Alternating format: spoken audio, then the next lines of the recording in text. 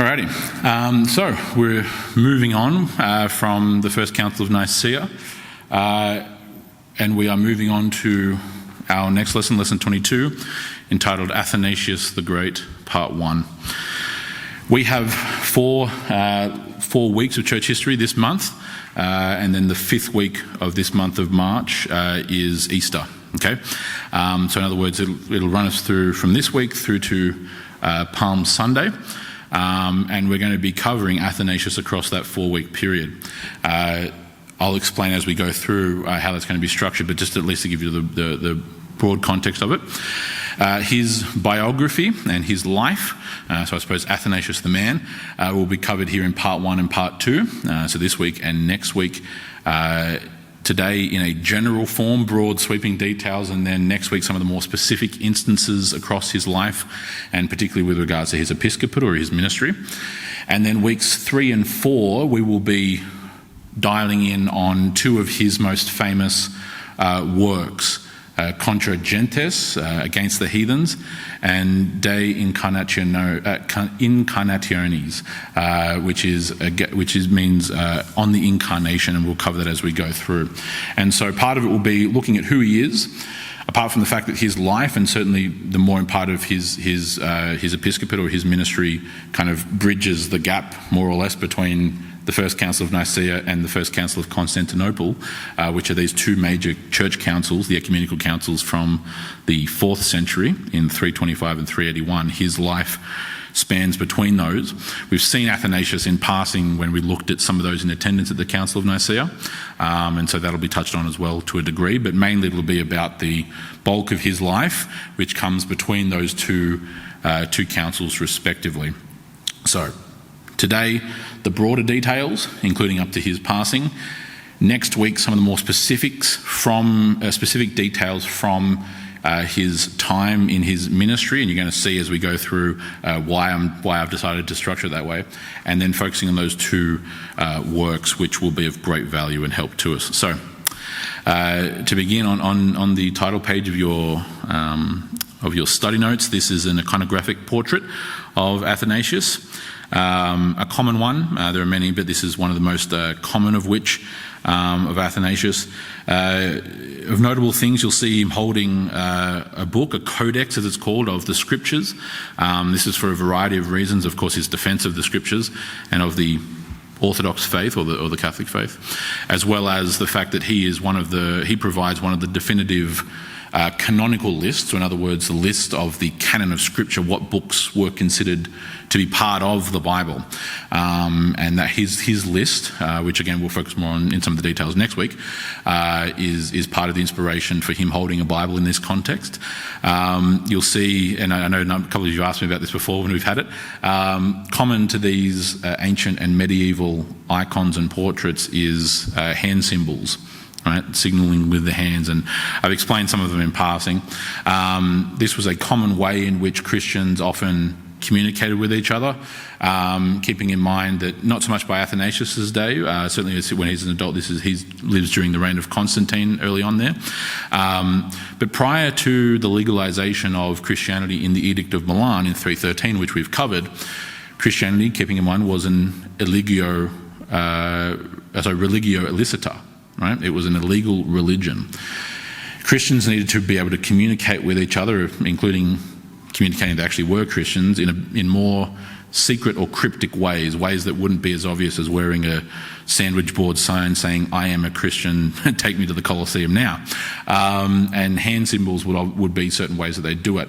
But certainly in terms of how many of the church fathers and some of the medieval theologians have been portrayed is then using these important symbols. Again, symbolism is important to Christianity, and if you look there either on the screen or in your study notes, you'll see, and I'll replicate it with my hands, the hand symbol is this, with the index finger and the middle finger, as we call them, held together upwards, and then what we would say is the ring finger, the pinky finger, and the thumb held together like this. And the symbol, what that symbolizes, is the human and divine nature of Christ joined together, right?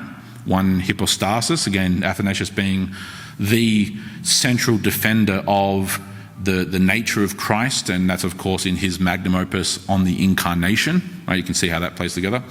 And then the other three fingers pressed together is a symbol of the Trinity, right? Of the Father, the Son, and the Holy Spirit.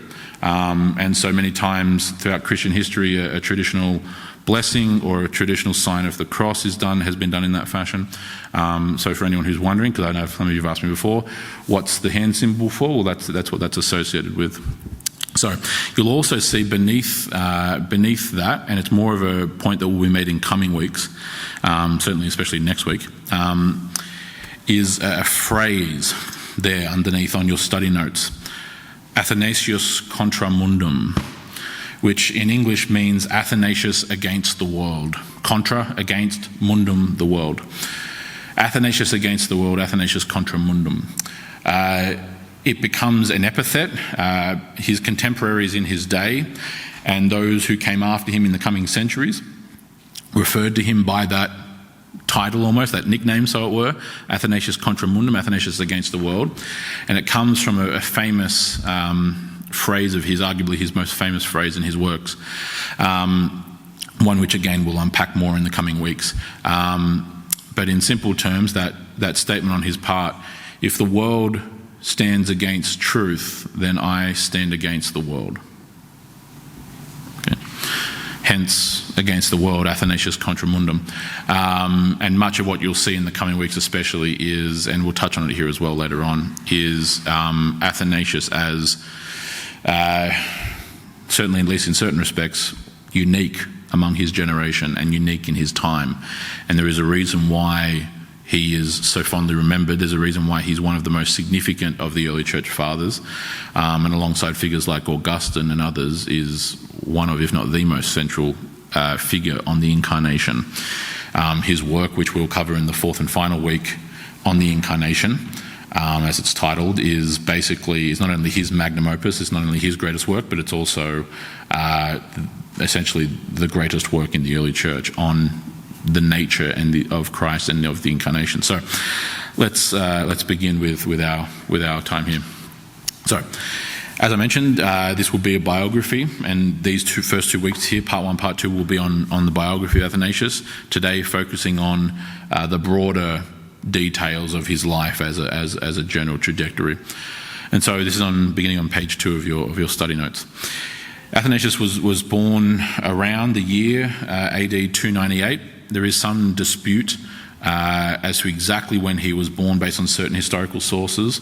Some scholars argue that he was born as early back as about 293. However, the overwhelming amount of data and information from that time and from around that time indicate it was most likely the later date of AD 298, and that's for a whole host of reasons which would take up a lot of our time. But nevertheless, 298 is roughly where we place his birth at, and he was born in Alexandria, Egypt. We definitely know that. And of course, his ministry then is centered in Alexandria. That is the center of where, and we've seen Alexandria before in the previous weeks around the First Council of Nicaea. Of course, Alexander of Alexandria, the patriarch or the archbishop of that city at the time, who we touch on here as well, was prominent. And Arius himself was a priest or a presbyter in the city of Alexandria, and so the Arian heresy had its roots in Alexandria. And so it's not terribly surprising, I suppose, that God raises up a faithful opponent to the Arian heresy from that very same city, namely Alexandria in Egypt. He was born into a Christian family, and he was fluent, as is evident through his writings, in both Greek and Coptic, which is a native language there historically of Egypt. There has been debate as to what his particular ethnic background was, but it was almost certainly Egyptian. He may have been ethnically Greek. Greek and Egyptian ethnicity was deeply intertwined and had been ever since Alexander conquered it back around 330 BC, roughly speaking. But nevertheless, he was most likely ethnically Egyptian, but he was fluent in both Greek and Coptic. He wrote his works in Greek. There are We know he knew Coptic because of how he engaged with other bishops or other parishioners, other Christians in and around the regions of Egypt and of what we call Libya, or in other words, North Africa, so on and so forth. His family certainly appears to have been wealthy enough to provide him with a very robust education. They were not part of the aristocracy, as it appears, but they were certainly wealthy enough to provide a very comprehensive education, a high-quality education. And Alexandria itself was actually one of the centres of education in all of the world at that time. Had been for many centuries, but certainly was still by that point. And so he received a good education in a variety of different subjects, in philosophy, in what today we would call the classics. And we know that by the way that he writes, his rhetorical or his linguistic prowess, as well as the fields and the subjects that he touches upon. He has a clear knowledge of many of the ancient Greco-Roman sources and so on. Well, what to us is ancient Greco-Roman sources. And so he received quite a robust education, including, of course, in theology as well. Following the appointment in this particular case of Alexander of Alexandria, who we've covered before, who I'll just simply refer to as Archbishop Alexander, following his appointment to the archbishopric in 311, which again we've touched on previously, Athanasius was then invited by Alexander to become essentially his secretary, right, to become his assistant. And we have a whole host of academic sources, both across history as well as even contemporary ones from the time, or at least near the time. Sozomen, who is a 5th century Christian theologian and historian, he lived from AD 400 to AD 450. He writes specifically about this appointment, so, basically 100 years roughly after the time period. And that's there again in page 2 of your study notes, or it's on screen for you now. And in his work he says, and I quote, "The Bishop Alexander invited Athanasius to be his commensal and secretary. He had been well educated and was versed in grammar and rhetoric," which was typical, by the way, of a Greek education, including an Alexandrian one, and had already, while still a young man, and before reaching the episcopate, or before reaching his time as bishop, given proof to those who dwelt with him of his wisdom and his acumen. Right? So this is Sozomen, about 100 years after, as a historian, noting the fact that Athanasius was a very well-educated young man. He is what we today would call a teenager when he becomes a secretary to the Archbishop Alexander, but again keeping in mind that throughout 99% of human history, outside of our time, there was not this magical twilight zone called adolescence or teenagehood. You were a boy and then you were a man. You were a woman, so you were a girl and then you were a woman, right? And so him here at the age of 13, 14, 15, etc., as a teen into his early 20s, which is this time period of the 310s, not uncommon at all. Okay, not entirely ubiquitous, but certainly it was not unheard of. But in this case, Sozomen points out the fact that he was very well educated and clearly very bright. Very, very intelligent. He had a very good grasp of grammar and rhetoric. He was trained in the classics. He was trained in the kind of education which I was fortunate enough to receive.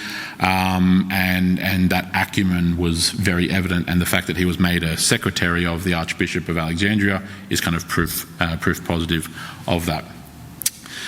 So then in AD 318, about a year prior to his ordination as deacon of Alexandria, he was ordained as a deacon in the church in 319. About a year prior, roughly speaking, Athanasius publishes his 2 earliest works, and it's the first of his theological works. They're technically a 2-part series. We analyse them as individual works, often in academic theology, but they are technically like a part 1 and a part 2. And those 2 particular works, and I mentioned them in the introduction, but those 2 specific works are Contra Gentes, or Contra Gentes, meaning against the heathens, and De Incarnatione, on the incarnation, or the incarnation.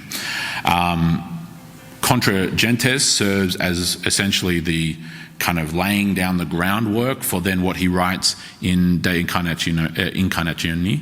He writes in a way that then builds on the argument, so that then his greatest work, what ultimately is his greatest work on the incarnation, has this kind of background. He's talking, again, we're going to go through this, I'm not touching on it much here, but when we get onto it, against the heathens, just to refer to it in its English terms, is primarily talking about idolatry, right? It's a polemic against pagan worship. And then the second part of this series on the incarnation, which we'll then also look at in week 4, is then specifically in contrast to that paganism and the idolatry and the nature of the gods and so on and so forth, is then highlighting the fact that the incarnation of Christ is God coming in the flesh, right? The one true God and the Logos, and etc., all these kinds of things, right? And the reason why I'm pointing it out here, apart from the fact that we're going to look at them in more detail in parts 3 and 4, is the fact that, just to kind of back up what Sozomen was saying about 100 years after that time, these two works, especially on the incarnation, are some of the deepest theological and philosophical works in the entire early church. And on the incarnation specifically, because that's really the big one in terms of its significance, is not only the definitive work in all of the early church history on the incarnation, it's also still to this day one of, and there would be some who would argue potentially the most defining and capable and profound work on the incarnation of Christ in the history of Christianity. Right? It certainly to this day is still one of the defining works on the incarnation. And the reason why I'm pointing that out is that he wrote that, both of those, but on the incarnation, before he was a presbyter, before he was a bishop, before he was even a deacon. He wrote this while he was still secretary, while he was still functionally speaking a layman. And he wrote this at the age of 20. Right. You're going to see some of that complexity when we go through, and even then I'm not going to be able to cover the entire complexity of these works in one single lesson, which is not going to be the point. It's like when we've covered other works against heretics, for example, from St. Irenaeus in lessons prior.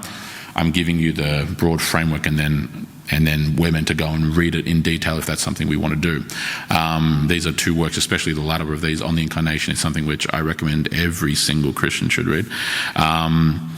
And he wrote this all at the age of 20, right? So a young man, again, he's an adult, but a young man nonetheless, before all his troubles ever started, before the Council of Nicaea had even convened. The Council of Nicaea is still 7 years away from 318. And he writes one of the single most profound, if not the most profound and impactful work on the incarnation of Christ in the history of our religion at the age of 20. So Sozomen was very much right when he described him as very well trained educationally and very bright and academically gifted in terms of his acumen, his ability, his command over grammar and rhetoric and whatnot. And so we look forward to covering those two particular works of Athanasius in parts 3 and part 4 of this particular subsection on Athanasius the Great. So, then as a deacon, again pointed in 319, as a deacon of Alexandria, and as we've seen in previous weeks on the Council of Nicaea, as a close ally of the Patriarch Alexander, Athanasius himself ends up becoming quite an instrumental figure at the First Council of Nicaea in AD 325.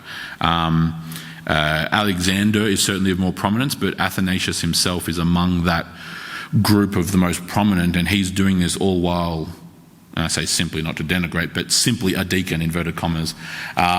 He's not a bishop. He's not archbishop. He's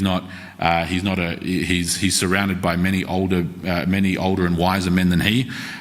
Even in AD 325, he's basically around my age, right? 27 going on 27, 28, roughly speaking.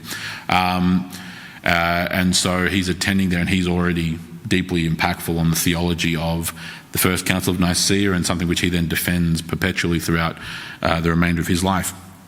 And about 5 months after that First Ecumenical Council, Patriarch Alexander is unwell. He's on his deathbed. And it's at that time that then, and I point this out just partly for the humour, but partly because you're going to see this play out more in next week's lesson, Athanasius actually then flees Alexandria because he's afraid that they're going to appoint him as Alexander's successor. They're afraid that they're going to appoint him as patriarch or as archbishop of the city. It was not a role that he was scheming toward in some kind of unbridled ambition. He actually fled the city out of concern that the bishops of the city and the parishioners and everyone else were going to want him to become the archbishop. And so, fortunately for not only the Church of Alexandria at the time, but also for the Christian religion, he actually was appointed as the archbishop, and he was appointed, if I'm not mistaken, unanimously. But nevertheless, he was appointed overwhelmingly, certainly. And so he decides to then return and to actually fulfill that. And I have a quotation from a later scholastic work from the 1890s, which is there on beginning page 3, and I quote: "On the death of Alexander," to the patriarch, 5 months after the termination of the Council of Nicaea, so we're now in 326 now, beginning of 326. Athanasius was unanimously elected to fill the vacant see, or the vacant episcopacy, as I mentioned earlier. He was most unwilling to accept the dignity, for he clearly foresaw the difficulties in which it would involve him. Wise. He could see the future in that respect. The clergy and the people were determined to have him as their bishop, patriarch of Alexandria, and refused to accept any excuses. He at length consented to accept a responsibility that he sought in vain to escape, and was consecrated in 326 when he was about 30 years of age. Okay. So at the age of 30, he becomes the leading clergyman in all of the city of Alexandria, which is one of the biggest cities in the empire. It's one of the most significant cities in the history of Christianity, including at that time.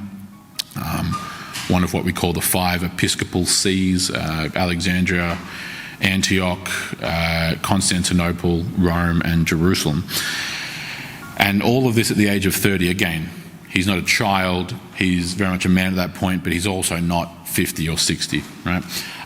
He's comparatively young, and he's definitely young. Being appointed to that, without going into some of the historical documents, a 30-year-old was almost unheard of, and generally speaking, they wouldn't even look at appointing someone to that position below the age of 35 as a general rule.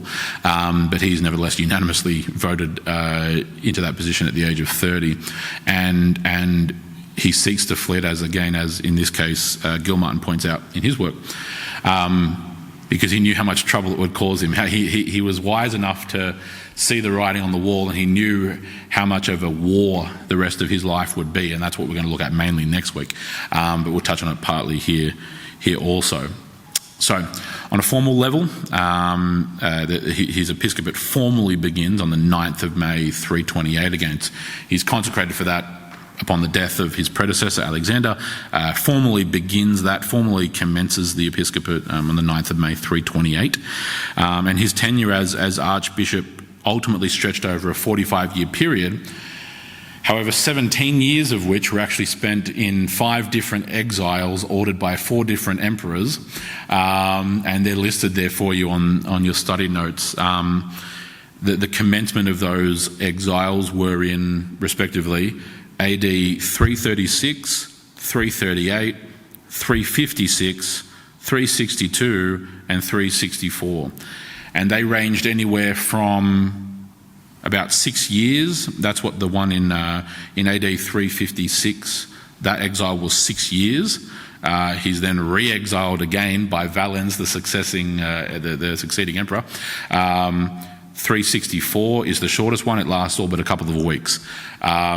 So they range from 6 years to about 6 weeks in length, and they're internal exiles, they're exiles to other parts of the empire. And again, we're going to look at those details. This is what I mentioned about part 2.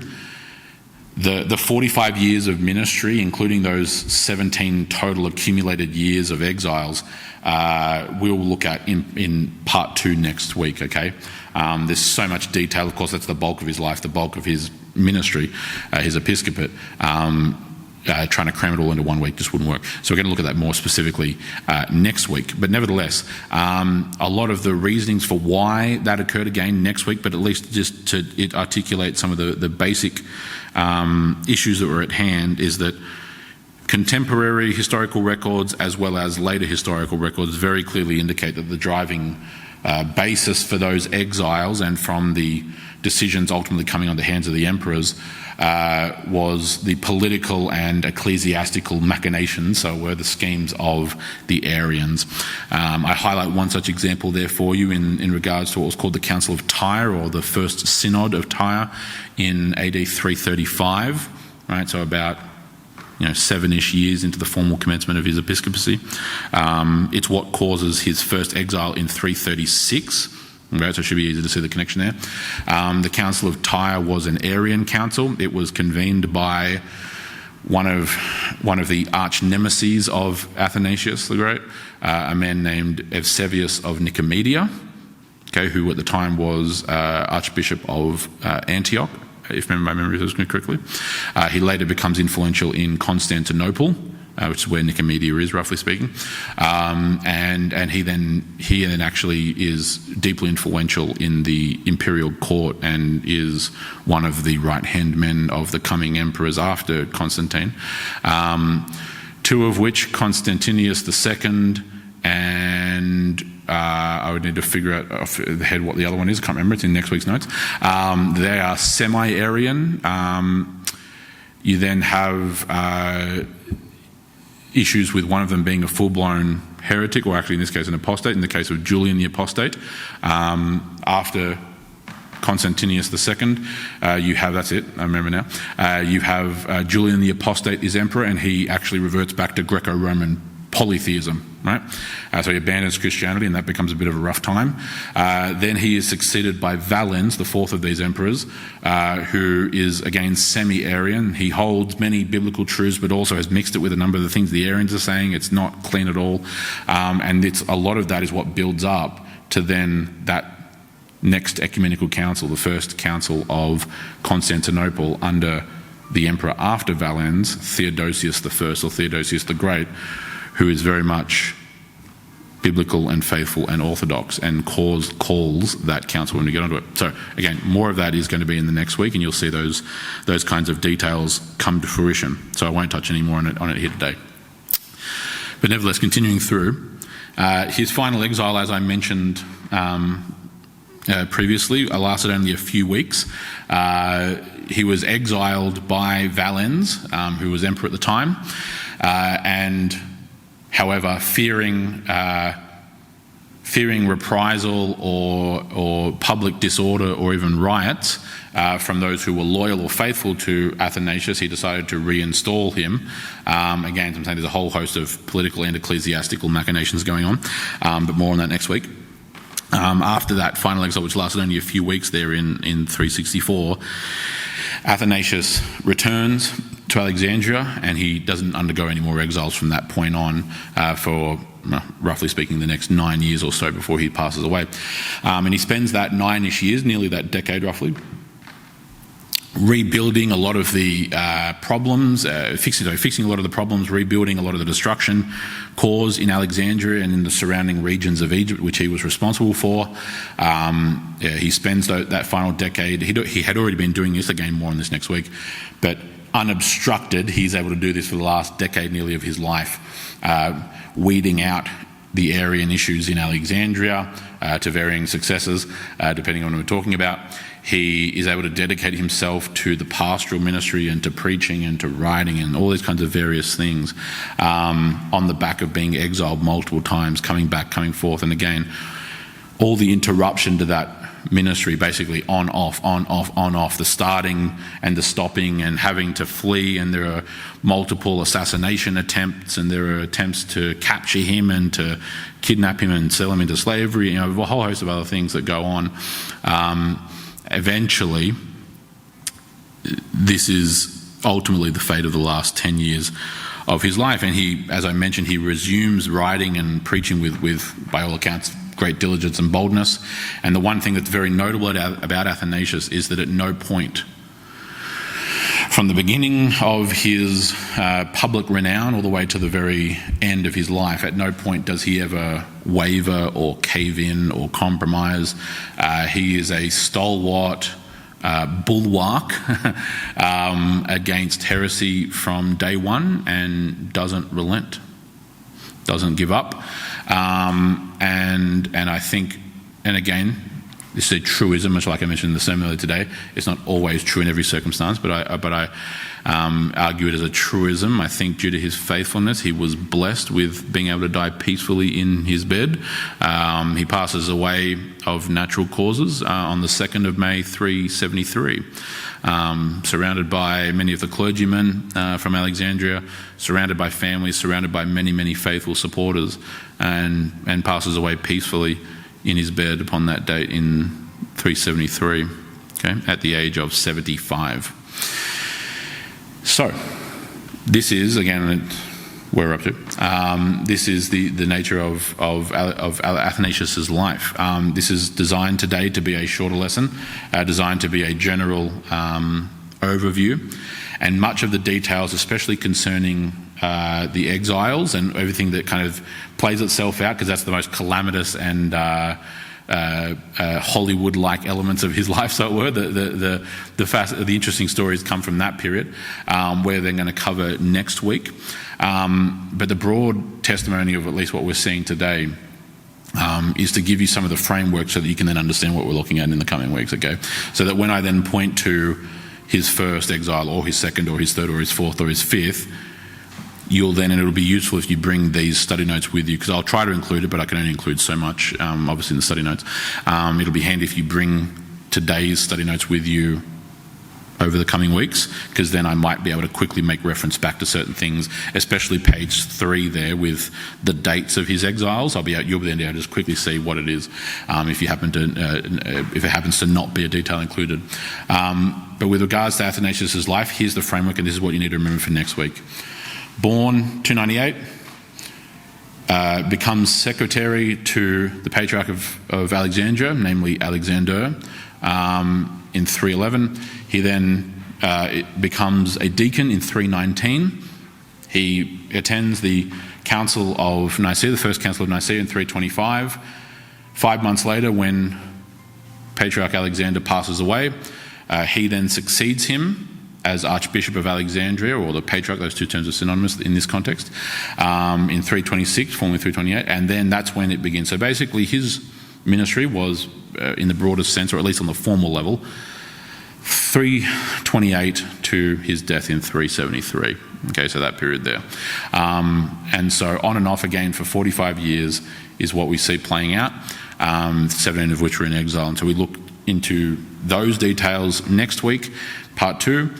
Parts 3 and 4 will then be looking at those two specific works from him, namely Contra Gentes against the heathens and De Incarnatione, on the incarnation.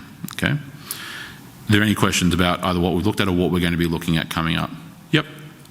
That book, The Incarnation, is that readable by someone widely? Yes, it is. It's not. Yes, while being deep and profound, fortunately, translators have done a good job over the course of centuries to bring it into English. That's not so dense and thick that we can't actually work our way through it. Copies online are able to be found. Again, when we come up, I'll then obviously when we get onto it, I'll provide access to and say here's where you can read it online, for example. And I've done that in weeks past or in other lessons past, as opposed to printing out 50 pages of documentation for each one of you, just providing a link online where you can then read that on the internet. But yes, it is. Look, it contains depth, because he is dealing with deep philosophical and theological subjects that require an element of knowing, some of the philosophy. But like any good writer, he explains the points that are being made, and so he doesn't just leave people in the dark. It's certainly readable to anyone who especially if you have an academic or a professional background, it's certainly readable. and how much one absorbs from it will just be dependent on the person. But in terms of then understanding the flow of the argument, again, Athanasius had a very good rhetorical ability. So his ability to explain points was very, very well developed and sophisticated. And so even for someone who doesn't have an academic background in these things, right, it's easy for me because I do, but for someone who doesn't, Athanasius does a very good job of actually explaining these things in a way that we can understand, you know what I mean? So yes. And so part of that will then, especially after the lesson of having then me given almost the Cliff Notes version, right, explaining what the context of it is, explaining some of the different portions, that'll then serve as a good basis for having learnt that in that lesson to then go and read afterward. That'll be a big prop up, yeah. So hopefully that helps. Anything else? All right, very good. This again, as I mentioned, served as just a framework, getting us some basic details, and then the meat and potatoes are going to come in the next couple of weeks. Okay, as I said, bring these notes with you. You don't have to, but it would be advisable to bring these notes with you for the coming lessons, so that then if we need to make reference back to something, it's right there for us to do. Okay, thank you.